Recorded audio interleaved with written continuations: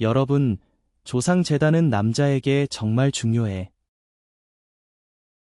정말 신성하죠, 맞죠? 이렇게 이어져 온 전통이니까. 조상 제사를 지내는 관습은 변하지 않아요. 왜일까요? 그건 가족의 뿌리이기 때문이에요. 그걸 건드리면 조상들이 남긴 복을 건드리는 거죠. 그런데 어떤 남자가 있었어요. 그가 어떤 종교를 믿는지 모르겠지만 갑자기 집에 와서 부처를 부수고 향을 태웠어요. 조상님을 쓰레기로 여기고 제단을 치우기 시작했죠. 그게 끝이 아니었어요. 그는 스님에게도 폭력을 행사했어요. 누가 제사 도구를 집에 가져가면 그건 정말 큰일이에요. 그가 모든 걸 부수고 나면 끝날 줄 알았죠? 아니에요, 여러분. 그날 이후로 그에게 일어난 일은 정말 소름 끼쳤어요. 여러분, 그에게 무슨 일이 있었는지 궁금하신가요? 궁금하시죠? 알고 싶다면 이야기를 들어보세요. 끝까지 들어야 그 일이 얼마나 끔찍했는지 알 수 있어요. 정말로. 여러분, 엘리위 언의 채널에 오신 것을 환영합니다. 이야기는 실제로 일어난 일입니다. 그리고 여러분이 보내주신 이야기에 감사드립니다. 이야기를 들으면서 여러분의 참여를 부탁드려요. 이야기를 들으실 때 저와 함께 작은 게임에 참여해주세요. 채널 구독도 부탁드립니다. 들어주세요. 이제 시작해볼까요?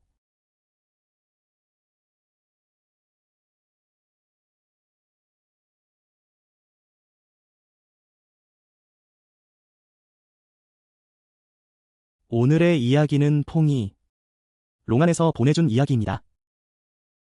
사실 이 이야기는 퐁의 이야기가 아니에요. 그녀의 시댁에서 일어난 일이죠.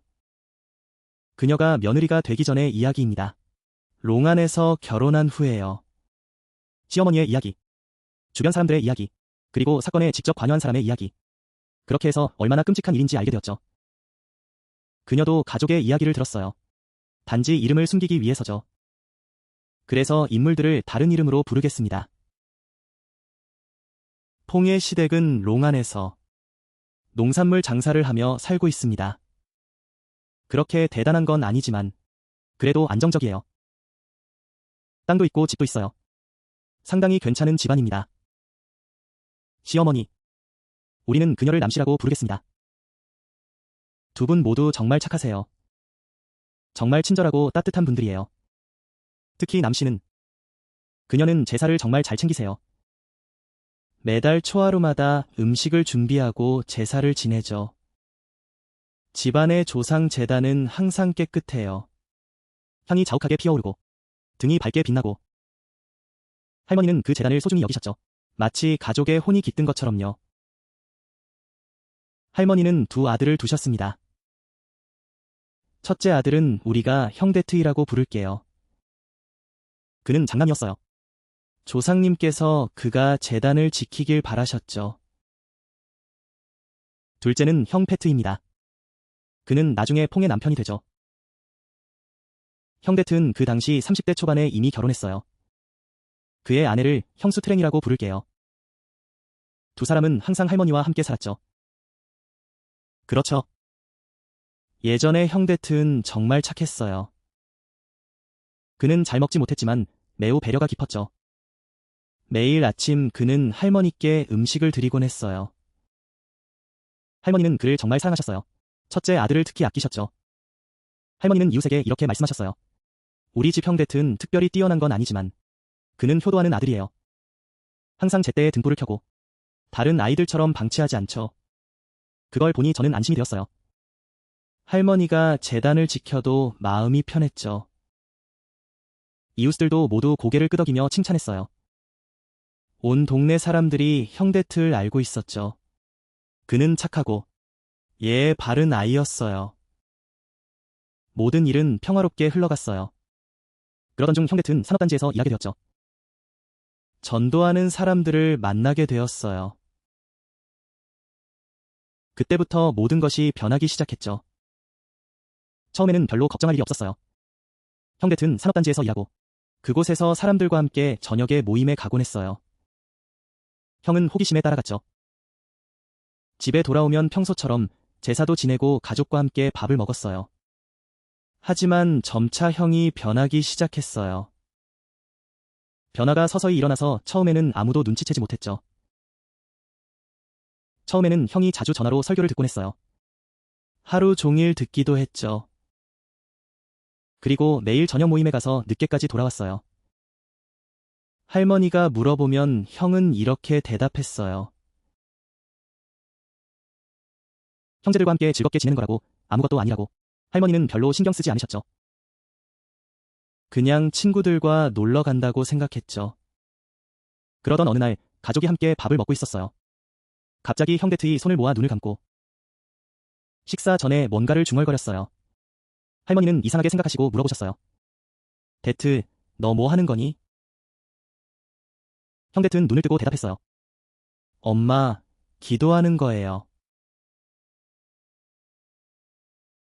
식사 전에 기도하는 건 주님께 감사하는 거죠. 할머니는 조금 이상하게 느끼셨어요. 이제까지 우리 집은 조상의 종교를 따랐는데 형 데트도 그 전통을 지켜왔죠. 할머니가 부드럽게 말씀하셨어요. 아들아, 우리 집은 불교잖니. 형은 아무 말도 하지 않았어요. 오빠는 너를 조금 기억해. 아, 누가 알았겠어. 그건 시작에 불과했어요, 여러분. 진짜 문제는 뒤에 숨어 있었죠. 한 달 정도 지나고 7월 보름이 다가왔어요. 모두 아시죠? 7월 보름은 우리 베트남 사람들에게 매우 중요해요. 영혼을 위한 용서를 구하는 날이죠. 조상님을 위한 날이기도 하고요. 할머니는 제사 음식을 준비하기 시작했어요. 아침 일찍부터 요리했죠. 닭, 찹쌀밥, 디저트, 과일, 모든 게 준비됐어요. 영혼들을 위해 마당에 제사 음식을 더 준비했어요. 사람들은 이를 혼을 위로하는 제사라고 부르죠. 그 후 할머니가 형 데트를 부르셨어요.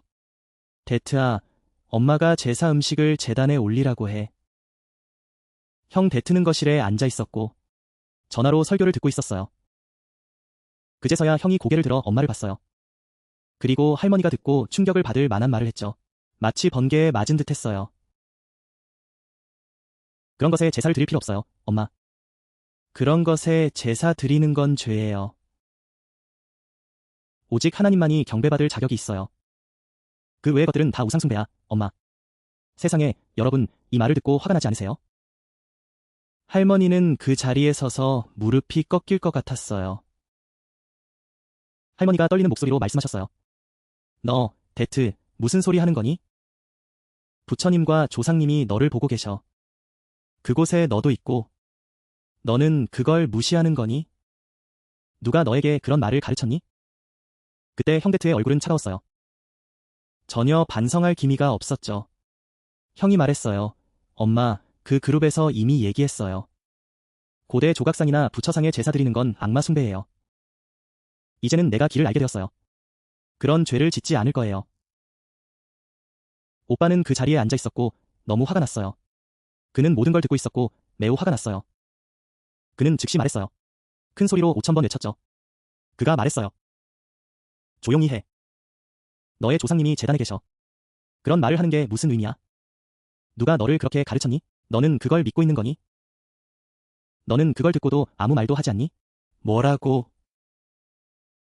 형 데트는 그 세 마디를 듣고도 아무 말도 하지 않았어요. 그는 여전히 전화를 들고 있었어요. 그는 일어나서 방으로 들어가 문을 닫았어요. 할머니는 그 자리에 서서 제사 음식을 들고 눈물을 흘리셨어요. 할머니가 제사 음식을 들고 울었다고 말씀드렸죠. 아직 제사를 안 지냈는데 울고 있네. 그렇게 끝났어요. 그날 이후로 데트는 향을 피우는 것도 귀찮아했어요. 아침이면 문을 열고 제단도 쳐다보지 않았죠. 할머니는 혼자서 향을 피우고 제사를 지내고 청소도 하셨어요. 향을 피울 때마다 할머니는 조상의 사진을 바라보며 그리고 말씀하셨어요. 네, 조상님들. 데트가 사람들에게 영향을 받았어요. 그런 불효한 말을 했죠. 그건 그의 진심이 아니에요. 네, 조상님들 사랑해 주시고 그를 용서해 주세요. 그리고 그게 끝이 아니었어요, 여러분. 데트는 가족 모두에게 자신의 종교를 전파하기 시작했어요. 식사할 때마다 그는 늘 이야기했죠. 성스러운 힘을 믿어야 한다고. 우상은 절대 섬기지 말라고. 믿지 않는 사람은 영원히 지옥에 떨어질 거라고. 그는 계속해서 말했어요. 집안 사람들은 지치고 아무도 반박할 수 없었어요. 반박하면 그는 화를 내니까요. 아내인 뚜랑도 함께 끌려갔어요. 여러분. 처음에는 그녀도 원하지 않았어요. 정말 원하지 않았죠. 하지만 남편이 계속 강요하니 결국 따라갔어요. 이제 두 사람은 매일 저녁 모임에 가요. 가고 나면 기분이 좋다고 하더군요. 할머니는 슬픈 눈으로 바라보며 그를 걱정했어요. 할머니가 데트에게 말씀하셨어요. 그 목소리가 정말 애틋했어요. 데트아. 너를 낳은 엄마가 너를 위해 조상님께 복을 빌었단다. 너가 어릴 적 아플 때마다 엄마는 조상님께 기도했어. 너의 병이 나기를. 이제 너가 그런 말을 하니 엄마도 그런 사람이란 거니? 데트는 엄마의 말을 듣고도 대답조차 하지 않고 그냥 지나쳐버렸어요. 할머니는 그를 바라보며 눈물이 흘렀어요. 하지만 할머니는 곧바로 닦아내셨어요. 남편이 슬퍼하는 걸 보지 않으려고. 그리고 데트와 아버지는 더 싸웠어요. 두 사람의 갈등이 커졌죠. 그리고 다트 형이 무너졌어요. 그리고 아버지와 아들이 더 큰 소란을 피웠어요. 그날이 오고 말았어요. 모두가 깜짝 놀랄 일이었죠. 그날은 주말이었어요. 조상님들은 외가에서 제사를 지내고 있었죠. 집에는 아무도 없었어요. 오직 다트 형만 집에 있었죠. 조상님들은 아침부터 저녁까지 돌아오지 않으셨어요. 그런데 조상님들이 집에 돌아왔을 때 눈앞에 펼쳐진 광경은 조상님들도 믿을 수 없었어요. 제단이 완전히 비어 있었어요. 그 제단은 수년간 할머니가 정성껏 돌본 것이었죠. 할머니는 매일 조금씩 손질하셨고 매일 아침물을 갈아주셨죠. 이제는 텅 비어버렸어요. 아무것도 남아있지 않았어요. 부처상도 깨져 있었고 할머니가 결혼할 때 모신 것이었죠. 할머니는 수십 년 동안 간직해 오셨고 이제는 부서져 버렸어요. 조각들이 마당에 흩어져 있었고 향은 땅에 엎드려 있었어요. 제가 집안에 흩어져 있었죠. 조상님들의 제사 음식도 할머니와 할아버지의 제사도 그것들이 다 불에 타버렸어요. 할아버지는 돌아가셨고 이제는 불에 태워진 채로 남아있었죠. 연기도 남아있었어요. 조상님들의 사진도 다 떼어졌고 모두 다 사라졌어요. 조각들과 깨진 부처상들이 마당에 널브러져 있었어요. 정말 가슴이 아픈 광경이었죠. 할머니가 집에 들어오면 제단이 텅 비어있는 걸 보게 될 거예요. 할머니는 기절할 거예요. 바로 그 자리에서 무릎을 꿇으실 거예요. 할머니는 무릎을 꿇고 울기 시작하셨죠. 하지만 소리 없이 울고 있었어요. 목이 메어 울고 있었죠. 할아버지는 마당으로 나가셨어요. 부처상이 땅에 깨져 있는 걸 보셨죠. 할아버지는 몸을 굽혀서 조각들을 하나하나 주워 모으기 시작하셨어요. 할아버지는 울면서 부처님을 모으고 있었죠. 이건 정말 너무한 일이었어요. 70세의 노인이 마당에서 부처상의 조각들을 주워 모으는 모습은 누구나 가슴이 아플 거예요. 그때 다트 형이 나왔어요. 문 앞에 서 있었죠. 얼굴은 아무런 감정이 없었어요. 전혀 후회하는 기색이 없었죠. 형은 부모님을 바라보며 말했어요. 엄마, 울지 마세요. 저는 우리 가족을 구해줄 거예요. 그 조각들은 귀신을 섬기는 것일 뿐이에요. 엄마, 울지 마세요. 제가 가족을 구할게요. 그 부처상들은 우상이에요. 악마를 섬기는 거예요. 이제 우리 집은 깨끗해. 앞으로 우리는 오직 하느님만 섬길 거야. 우리 가족은 복을 받을 거야. 엄마, 걱정하지 마. 내가 말했잖아. 내가 듣고 나면 화가 나. 너는 더 이상 볼 수 없어. 너는 방금 스님을 잡았어. 너는 계속 때리고 많이 때렸어. 너 조상들을 잊었니? 너 조상님을 이렇게 대하니? 누가 너에게 이런 걸 가르쳤어? 너는 근본을 잊었니? 너는 인간이 아닌 것 같아. 너는 어떤 고통을 따라가서 인간성을 잃었니? 하지만 달트는 이제 크고 30이 넘었어. 때리는 게 무슨 의미가 있겠어, 여러분. 그는 방에 들어가 문을 닫았어. 더 이상 말하고 싶지 않아. 그는 밖에서 숨을 헐떡이고 있어. 내가 그 야른 채찍을 들고 인도했지만 그는 아파. 사람들이 모여서 뭐가 일어났는지 보러 갔어. 모두 고개를 저었어. 누군가는 기다리라고 했어. 세상에. 달트가 뭘 듣고 어떤 종교든 다 아는 것 같아. 그런데 갑자기 인간성을 잃어버렸어. 예전에는 정말 사랑했었지. 이제는 부처를 대하면서도 때려. 모든 재물도 태워버려. 야. 이렇게까지 조상을 모욕하는 사람은 처음 봐. 재단을 부수고 나서 그 사람은 정말 아팠어, 여러분.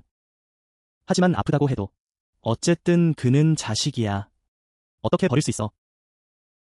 엄마와 아빠는 서로 이야기했어.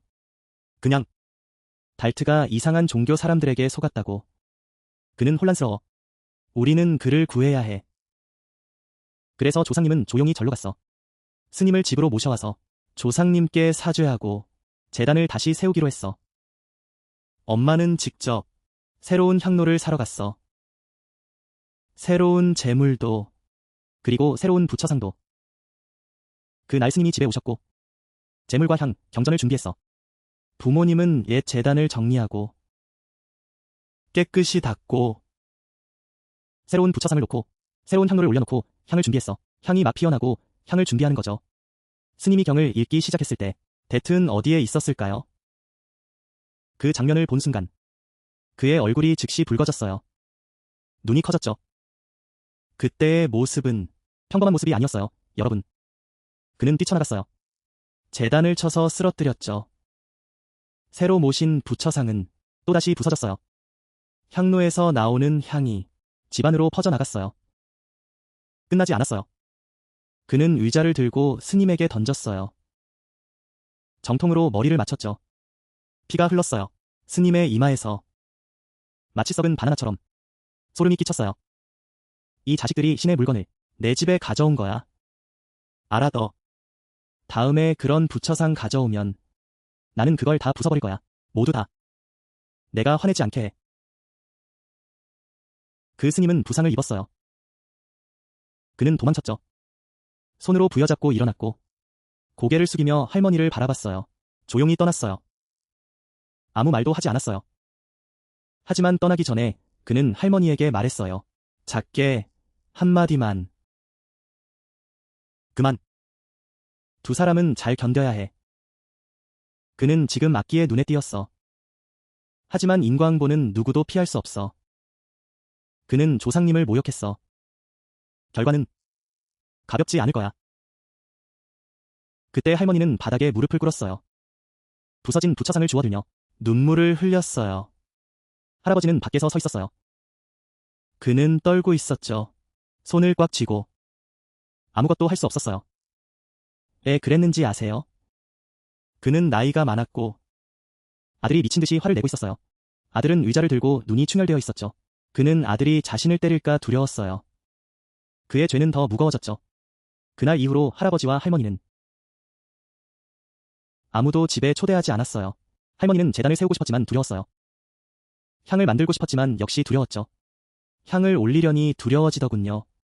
그날 할머니가 몰래 나무 밑에 나갔어요. 할머니가 향을 태워서 땅에 놓았죠. 조상님께 기도를 드리니 눈물이 흐르더군요. 네. 조상님, 죄송합니다. 제가 조상님을 무시하고 싶지 않았어요. 하지만 아들이 너무 미쳤어요. 그가 사람을 다치게 할까 두려웠어요. 조상님께 간절히 비웁니다. 조상님께서 하늘의 은총을 주신다면 아들을 구해주세요. 그가 길을 잃고 헤매고 있어요. 아들 데트가 스님을 때려서 피를 흘린 소식이 퍼졌어요. 사람들이 모두 두려워하고 멀어졌죠. 할머니가 남에게 몰래 이야기했어요. 할머니, 진짜로 말씀드릴게요. 그 아이가 재단을 망가뜨렸어요. 그리고 스님을 그렇게 때렸죠. 스님은 용서할 수 있을지도 몰라요. 신과 부처님도 용서할 수 있을 거예요. 하지만 조상님은 확신할 수 없어요. 어쨌든 그 아이에게 경고를 주셔야 해요. 할머니는 듣고는 그저 울기만 했어요. 이제는 아무것도 할 용기가 없어요, 여러분. 조상님께서도 더 이상 귀 기울이지 않으세요. 그렇죠? 하지만 조상님은 다릅니다. 여러분.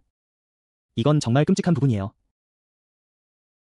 스님을 때린 사건이 있은 지 약 2주 후 데트는 꿈을 꾸기 시작했어요. 그런데 평범한 꿈이 아니었어요. 아프고 고통스러운 꿈이었죠. 상처가 보이기도 했어요. 첫 번째 꿈은 할아버지가 나타났어요. 그날 밤 데트는 잠을 자고 있었어요. 갑자기 어두운 방에 누워있는 자신을 발견했어요. 평소보다 훨씬 더 어두웠죠. 갑자기 발소리가 들렸어요. 무겁고 느린 발걸음이었죠. 마치 노인이 지팡이를 짚고 걸어가는 듯했어요. 그는 힘을 내어 고개를 돌려봤어요. 얼굴이 굳어 있었죠. 그 순간 그는 몸이 굳어버렸어요. 그리고 할아버지가 나타났어요. 할아버지는 오래전에 돌아가셨죠. 할아버지도 이미 세상을 떠났어요. 거의 10년이 되었죠. 꿈속에서 두 분의 얼굴은 예전처럼 온화하지 않았어요. 한 분은 얼굴이 파랗고 눈이 부릅떠 있었어요. 데트를 바라보는 그 눈빛은 정말 무서웠어요. 그가 나중에 이야기했을 때도 여전히 기억에 남아요. 누군가가 자신을 그렇게 노려보는 건 처음이었어요. 할아버지가 방의 끝에 서 있었어요. 데트를 뚫어지게 쳐다보고 있었죠. 그리고 할아버지가 손을 들어 올렸어요. 데트를 한 대 쳤죠. 꿈속에서 그 소리를 생생하게 들었어요. 그리고 얼굴에 느껴지는 감각이 이상했어요. 마치 불에 데인 듯한 느낌이었죠. 그리고 할아버지가 또 한 번 손을 내리쳤어요. 할아버지가 불을 끄셨어요. 그런데 그분이 말씀하신 게 뭔지 아세요? 몇 마디밖에 들리지 않았어요. 너는 정말 화가 나게 하는 놈이야. 해결이 안 됐어. 말이 끝나자마자 사라져버렸어. 달은 놀라서 도망쳤어요. 심장이 쿵쾅거렸죠. 그런데 여기서 중요한 게 뭔지 아세요? 얼굴을 만져보니 정말 뜨거웠어요. 마치 거울에 비친 내 모습처럼 도망쳤죠. 왼쪽 뺨이 아프기까지 했어요. 정말 누군가가 세게 때린 것 같았어요. 그 빨간 자국은 다음 날까지 계속 남아있었어요. 언니가 일어나서 물어봤어요. 달은 감히 말할 수가 없었어요. 언니는 아마 뭔가 반응이 있었던 것 같다고 했어요. 하지만 속으로는 이미 두려움이 시작됐죠. 그의 종교는 정말 큰 의미가 있었어요. 그래서 스스로를 다독였어요. 그건 악마가 믿음을 시험하는 거라고. 그리고 잊으려고 노력했어요. 며칠 후, 달은 다시 꿈을 꿨어요. 하지만 이번에는 그렇지 않았어요. 모두가 들을 수 있는 꿈이었어요. 그는 자신이 한 집에 서 있는 걸 보았어요. 그 집은 할아버지 할머니의 옛집과 똑같았어요. 그가 어렸을 때의 시골 집이었죠. 집 안에는 제단이 밝게 빛나고 있었어요. 연기가 자욱했죠.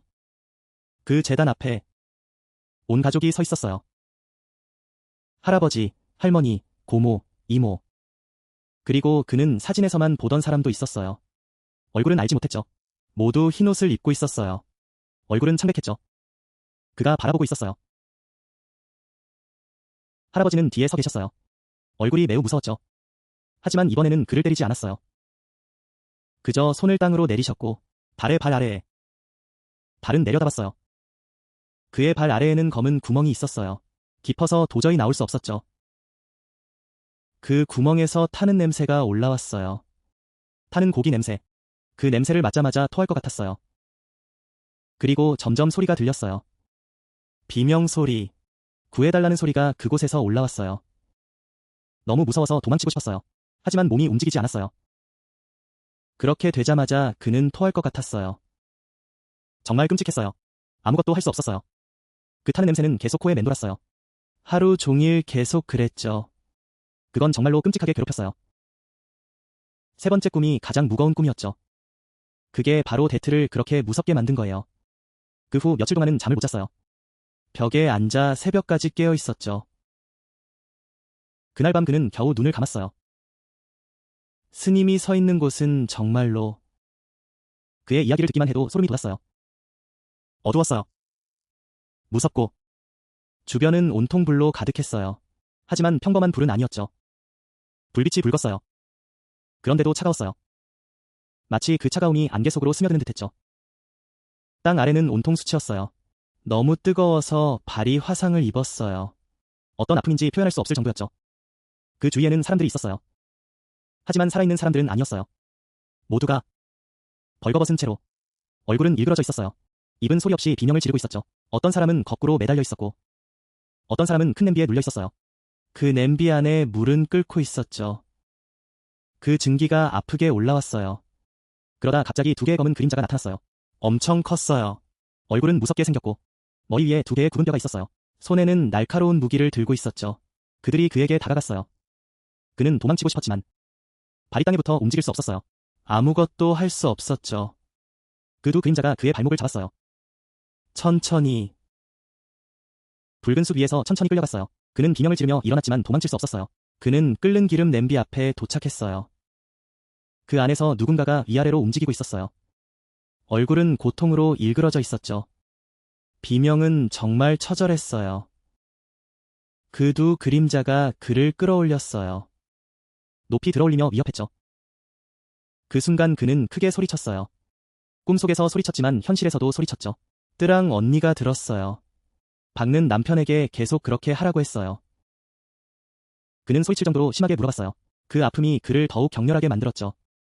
그 순간 그는 여전히 깨어 있었어요. 뜨랑 언니가 불을 켜자 데트의 얼굴이 창백해졌어요. 눈은 크게 떠져 있었죠. 잠시 후 그는 마치 목욕을 한 것처럼 땀에 젖었어요. 입은 피로 가득했어요. 정말로 혀를 물었거든요. 마치 기억이 물속에 잠긴 듯했어요. 입안이 피로 가득 차서 혀를 깨물었죠. 꿈이 아니라 현실이었다는 거예요, 여러분. 가장 끔찍했던 건 두 발이 붉게 부풀어 오른 거였죠. 정말로 혀가 부풀어 오른 것 같은 느낌이었어요. 아프고 무서워서 계속 연락했죠. 뜨랑 언니가 너무 무서워서 병원에 갔어요. 의사가 보더니 혀가 부풀었다고 하더군요. 뜨거운 물에 들어갔냐고 물었어요.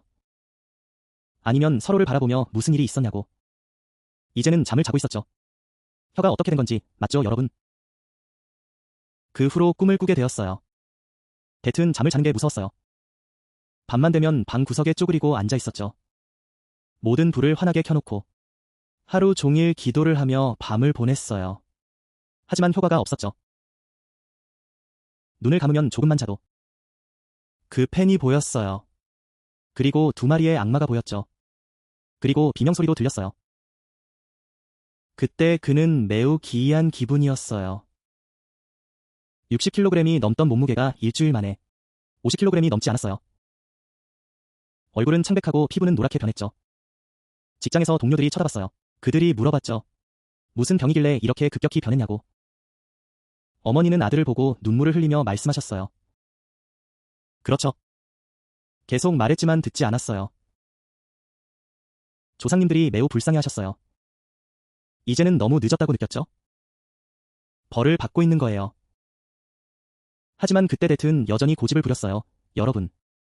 그 꿈들이 정말 무서웠지만 그는 여전히 믿음을 지켜야 한다고 생각했어요. 그 종교 모임에 사람들이 찾아왔어요. 기도하고 그는 믿음을 지키고 인내해야 한다고 했죠. 그도 그 말을 따랐어요. 제단을 다시 세우지 않겠다고 했죠. 그래서 조상님들도 어쩔 수 없었어요. 그저 집에 몰래 제사를 지내는 수밖에 없었죠. 그리고 어느 날 여러분 이야기를 들으면 모두가 소름이 끼칠 거예요. 그날 데트는 어디론가 차를 몰고 갔어요. 아마도 같은 종교의 사람들을 만나러 간 것 같아요. 저녁 하늘이 흐릿해졌어요. 그가 가장 두통이 심한 시간에 길을 달리고 있었죠. 갑자기 머리가 아프기 시작했어요. 그는 나중에 이야기하길 그때 앞이 깜깜해졌다고 하더군요. 그리고 누군가 자신의 이름을 부르는 소리가 들렸어요. 엄청 큰 소리였죠. 그는 정신을 차리려고 했어요. 핸들이 흔들리기 시작했죠. 차가 왼쪽으로 흔들리며 도로의 전봇대에 부딪혔어요. 운전이 엉망이었어요. 차가 도로 옆에 전봇대에 부딪혔죠. 그 사고는 정말 끔찍했어요. 여러분, 그의 머리가 콘크리트 기둥에 부딪혔죠. 헬멧은 완전히 부서졌어요. 그의 머리가 작았던 것도 같아요. 피가 여기저기 튀었죠. 사람들이 달려왔을 때 그는 가만히 누워 있었어요. 머리는 피투성이었고 모두가 이제 끝났다고 생각했죠. 구급차가 겨우 도착해 그를 병원으로 실어갔어요. 의사가 중상을 입었다고 즉시 수술해야 한다고 했죠. 수술은 몇 시간 걸렸어요. 의사가 플라스틱으로 머리를 다시 맞췄어요. 진짜 뼈는 너무 작아져서 더 이상 맞출 수가 없었죠. 남씨 아버지가 소식을 듣고 병원으로 달려갔어요. 남씨 어머니는 아들이 누워있는 걸 보았죠. 머리는 붕대로 감겨있고 얼굴은 멍이 가득했어요. 호흡기와 튜브가 온몸에 연결되어 있었죠. 어머니는 그 광경에 기절할 뻔했어요. 병원 바닥에 쓰러졌죠. 여러분. 남씨 아버지는 그저 바라보고 있었어요. 눈물이 나서 도망치고 싶었죠. 그리고 결국 도망쳤어요. 하지만 한마디도 할 수 없었죠. 데트는 거의 2주 동안 혼수 상태에 있었어요. 깨어났지만 아무도 그를 알아보지 못했죠. 눈은 계속 멍하니 바라보고 있었어요. 의사가 심각한 손상을 입었다고 했어요. 회복 가능성이 매우 낮다고. 하지만 아직 끝나지 않았어요, 여러분. 병원에 더 한 달 정도 더 누워 있었죠. 플라스틱이 주변 조직에서 괴사하기 시작했어요. 의사가 머리에 살이, 플라스틱이 감염되어 견딜 수 없다고 했어요. 악취와 고름이 나기 시작했죠. 그대로 두면 감염이 뇌로 퍼질 거라고. 확실히 위험했어요. 그래서 의사가 플라스틱을 제거해야 한다고 했어요, 데트. 남씨 부부는 의사의 말을 듣고 마치 사형 선고를 받은 듯했죠. 남씨 어머니가 의사에게 물었어요. 상황이 정말 심각했죠. 의사님, 제거하면 어떻게 될까요? 남씨 어머니가 물었죠. 의사는 직접적으로 말하지 않았어요. 제거하면 머리가 쭈그러들 거라고. 뼈가 지탱하지 못하니까 그렇게 될 수밖에 없다고. 하지만 제거하지 않으면 감염이 환자를 죽일 수 있다고. 다른 방법이 없었어요. 그냥 참고 견뎌야 했죠. 플라스틱을 제거하고 나니 데트의 머리가 확실히 쭈그러들었어요. 머리 윗부분이 움푹 들어갔죠. 정말 안타까웠어요. 30대 초반의 건강한 남자가 이제는 그곳에 누워 머리가 쭈그러들었어요. 눈은 멍하니, 입은 계속 움직였어요. 가끔은 눈을 깜빡이고 가끔은 가만히 있었죠. 눈물 참기 힘든 장면이었어요.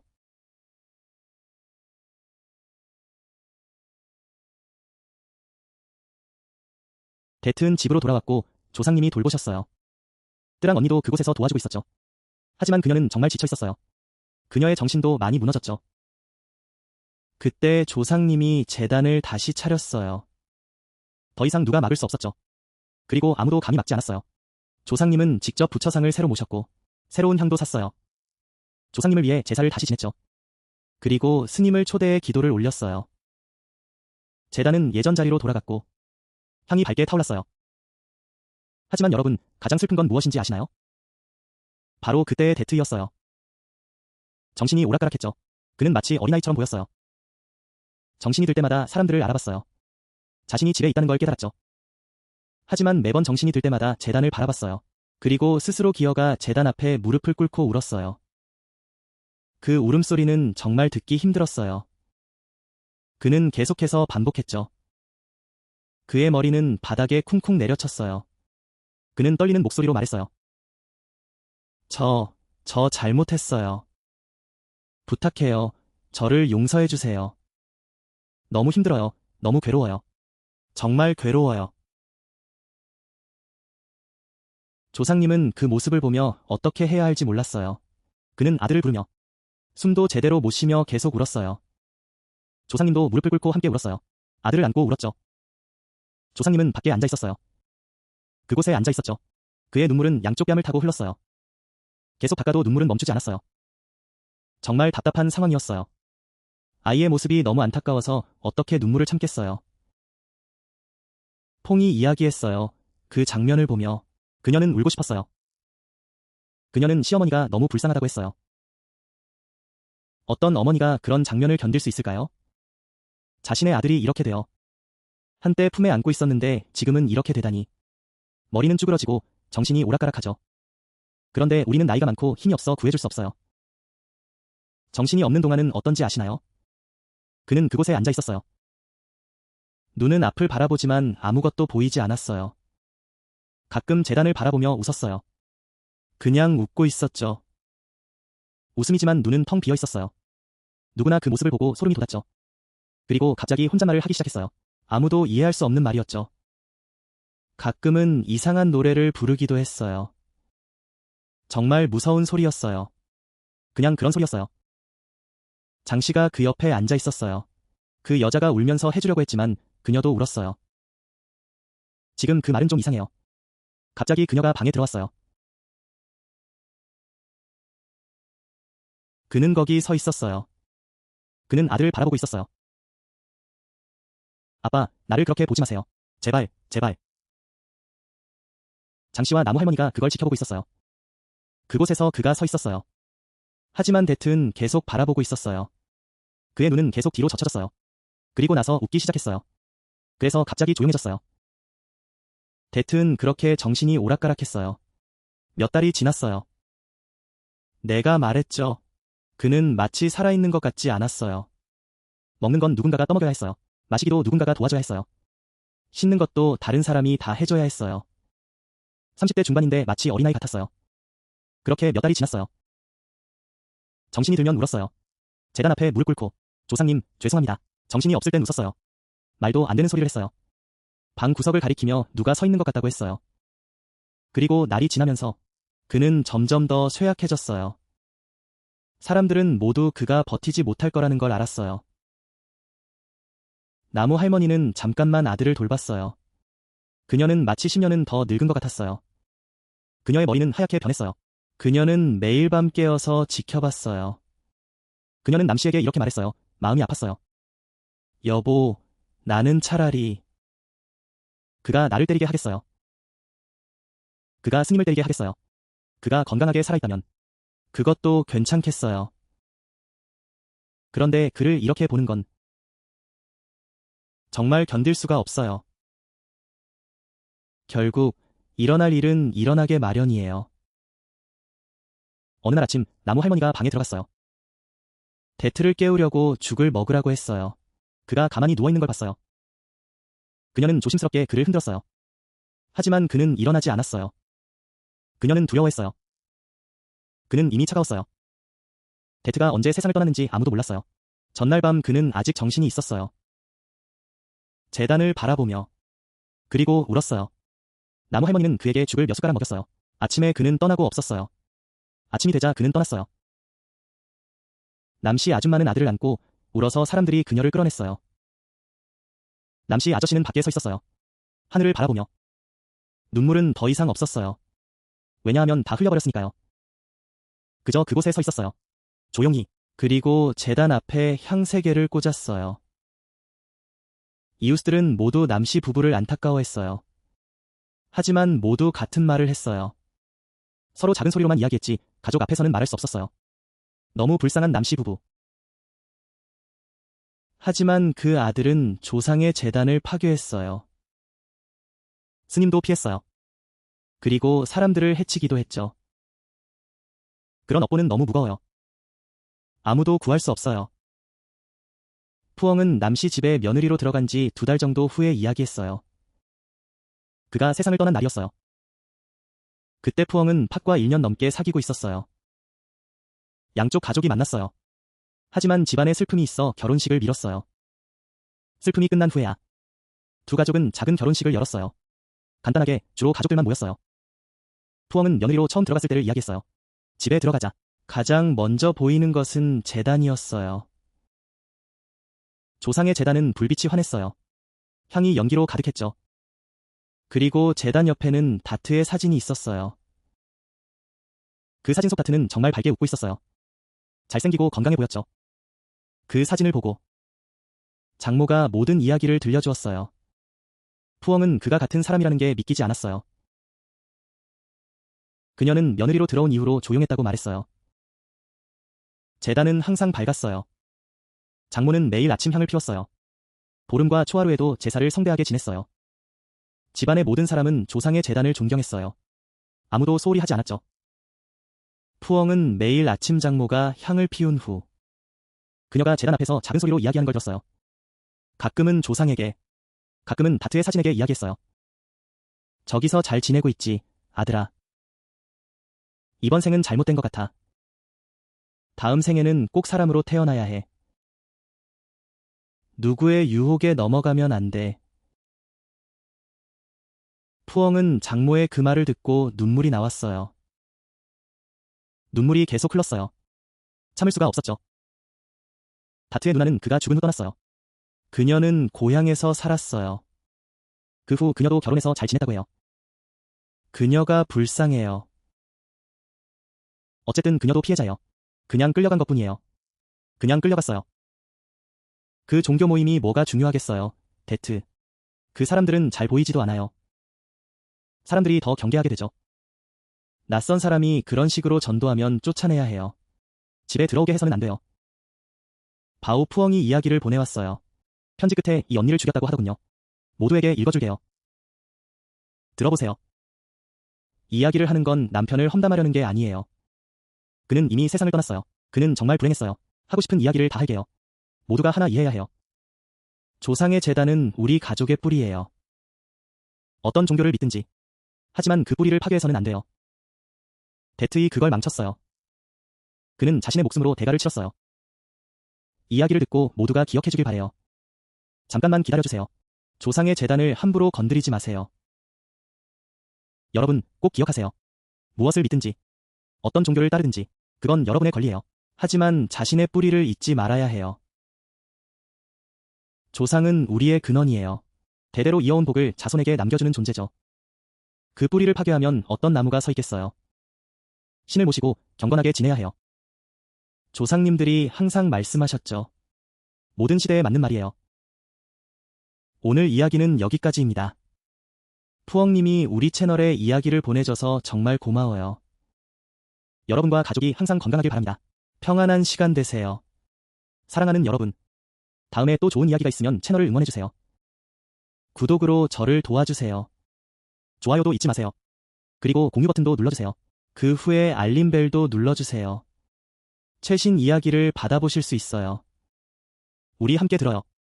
그리고 만약 여러분이 광고가 나올까봐 걱정된다면 실시간으로 들으시면 됩니다. 그때는 광고가 없어요. 들어보세요. 아직 많은 분들이 물어보지 않았어요. 지금 이야기를 듣고 싶다면 광고 없이 듣는 방법은 뭐죠? 방법은 두 가지뿐이에요. 하나는 프리미엄 구독을 하는 거고 두 번째는 실시간으로 듣는 거예요. 그 외에는 방법이 없어요.